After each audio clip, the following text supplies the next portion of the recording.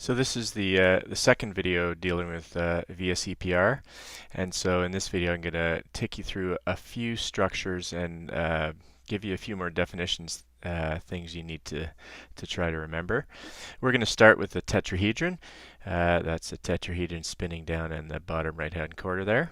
I'm going to show you a shorthand notation. This notation is very useful. You want to try to make sure you appreciate what the shorthand notation is telling you. I'm going to introduce you to two new terms, electron domain geometry and molecular geometry. Well, molecular geometry may not be a new term, but we'll start seeing what a molecular geometry looks like. And then, as I said, I'll go through tetrahedral geometry and then some other geometries that we can obtain from an initial tetrahedral geometry. So let's get stuck into it. So here's a couple of definitions. The first one being the shorthand notation I mentioned. So it's sometimes referred to as AXE shorthand for obvious reasons. A represents the atomic center, and so that atomic center could be a central atom in a simple molecule, or it could be a carbon as part of a long chain hydrocarbon. This X refers to a ligand. I'll explain that in a minute. This M refers to the number of ligands bonded to the atomic center. This E refers to lone pairs. So they're different from ligands. And again, so that's number of lone pairs associated with the central atom or atomic center. And this N represents the number of lone pairs. So that AXE notation gives you all of the information you need about what types of electron domains are around that central atom. So ligand, what is a ligand? Well, here, let me show you. So a ligand then is an atom or group of atoms bonded to a particular atomic center. So if we look at this first example A, here's my atomic center, this pink atom, and so these would be three different ligands. So 1, 2, and 3 are all ligands. So we have 3 ligands bonded to that atomic center. Now, it doesn't have to be a central atom of a simple molecule, and I mentioned this earlier. If this was my atomic center of interest, then I would have 1, 2, 3 ligands bonded to that atomic center, and so it would have a steric number of 3. But if I change my central atom to, say, let's look at this, as my atomic center,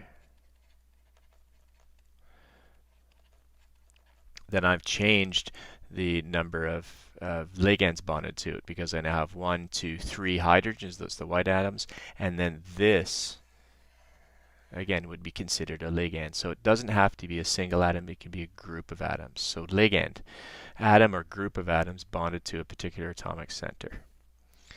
And now let's go back. So that's ligand. So how about steric number? This is another new term. Well, again, let me show you what steric number refers to. So a steric number is number for an atomic center that is the sum of the number of ligands, we just defined that, and the number of lone pairs. So again, back to this example. We've already seen example A. So again, there's my atomic center, and here's my ligands, 1, 2, 3. And I have no lone pairs bond to it. In this case, the steric number would be 3. Well, in example B, again, if you're looking at this as the atomic center, that central pink atom, I have 1, 2, 3. I still have 3 ligands bonded to it, but I have 2 lone pairs. And so I have a sum of 3 ligands and 2 lone pairs, and so my steric number here is 5. So steric number, the sum of ligands and lone pairs bonded to an atomic center. So you want to remember that term as well. So the steric number alone cannot tell us a molecular geometry, but it does tell us about the electron domain geometry. So again, here's another term, electron domain geometry. This is a geometry around an atomic center that results from the orientation of all electron domains. And so that includes lone pairs and bond pairs. Essentially, that's your steric number. So if we look down here at this first molecule, the steric number is 2. We have 2 ligands bonded to it, and so that's a linear electron domain geometry. And I often shorten electron domain geometry to capital EDG, just so we don't have to write it out. If the steric number is 2, there are no other possibilities for the electron domain geometry around that atomic center. It must be linear. If we look at the second example, we have 5 ligands and 1 lone pair, so we have a steric number equal to 6. And that results in what's known as an octahedral electron domain geometry. Again, there's no other possibilities. At steric number of 6, 6 electron domains around that central atom. There's only one way they are going to orientate themselves, and that's going to be in an octahedral orientation. So just keep that in mind for the steric number. It does tell us the electron domain geometry. Now, the actual molecular geometry has to be obtained from the shorthand notation. Again, that AXE notation. And so what that tells you is the number and type of electron domains around a central atom.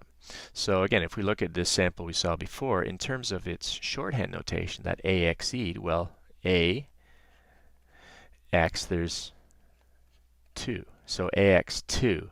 So this tells us the molecular geometry, which happens to also be linear.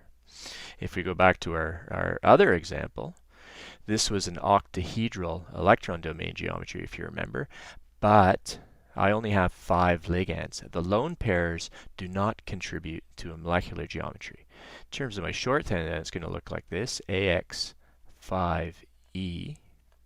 and that is actually, in terms of a molecular geometry, something known as a square-based pyramid or square pyramidal. So that is the actual molecular geometry, not electron domain geometry.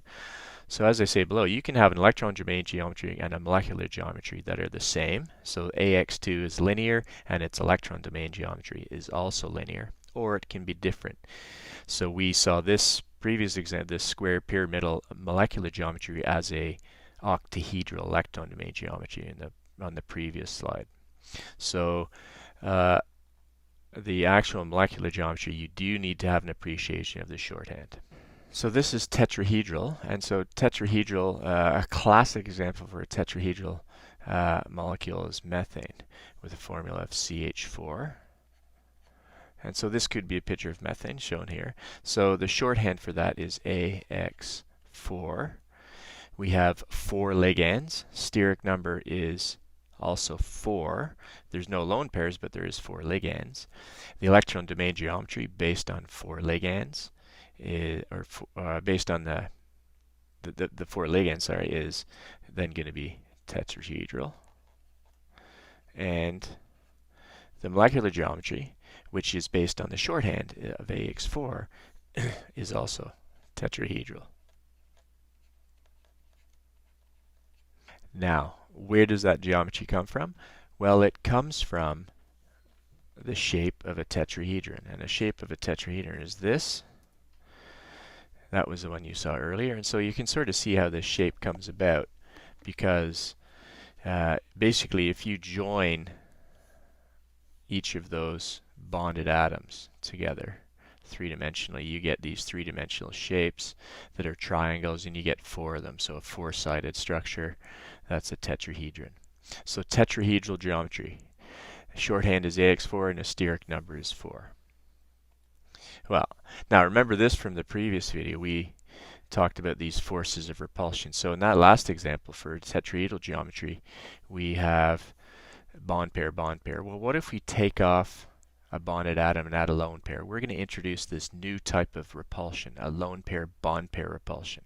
And that's going to come into play a little bit with the shape. It's certainly going to determine a bond angle. We're going to talk about those later.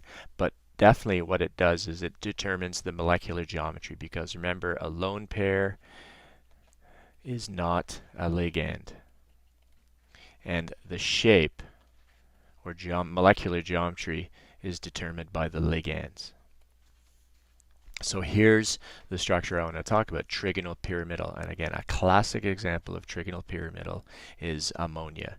And so if we talk about the shorthand for ammonia, A, X, 3 ligands, and 1 lone pair. There's the lone pair. And so that changes the molecular geometry. It doesn't change the steric number. Steric number is still 4. The electron domain geometry is still tetrahedral. Remember, steric number gives us the electron domain geometry. So electron domain geometry is still tetrahedral, but now the molecular geometry is something different. And this molecular geometry then is trigonal pyramidal. And again, it's trigonal pyramidal because if we can join the 3 ligands and we get this base that is triangular, and then if we join each ligand to the sort of the area of the lone pair, we get this pyramidal shape. So square or trigonal pyramidal is the geometry that this is known as, and if we were to view that without the lone pair, it comes up there. And so again, there's, you see where you get the trigonal pyramidal. There's trigonal base and then a pyramid up to the central atom or atomic center. So that's trigonal pyramidal. We can take off another bonded atom and add another lone pair, and we get a new molecular shape. And the classic example for this bent or angular molecule is water, H2O. So shorthand is going to be AX2E2 because we now have an extra lone pair, 2 lone pairs. Steric number is still 4, which tells us the electron domain geometry is still tetrahedral. And the molecular geometry is known, as it says up top, as bent or angular. Again, we can really see how the shape is affected because we have there our shape by just considering the ligands bonded to the atomic center, not the lone pairs. You very much see that bent geometry. And so to quickly sum up, we have 3 different molecular geometries from a single electron domain geometry. So AX for shorthand, steric number is 4. The electron domain geometry is tetrahedral. And the molecular geometry then is also tetrahedral. If we change the notation to AX3E, we've added a lone pair. The steric number is still 4, so that tells us it's a tetrahedral geometry, electron domain geometry. But we now have this trigonal pyramidal molecular geometry because the molecular geometry does not take into account lone pairs, only ligands. And so finally we take off another lone pair or another ligand and add a lone pair. We still have a steric number 4, which still gives us a tetrahedral electron domain geometry, but now we have this angular or bent molecular geometry. And so that concludes this video. In the next video we're going to talk about the remaining different molecular geometries.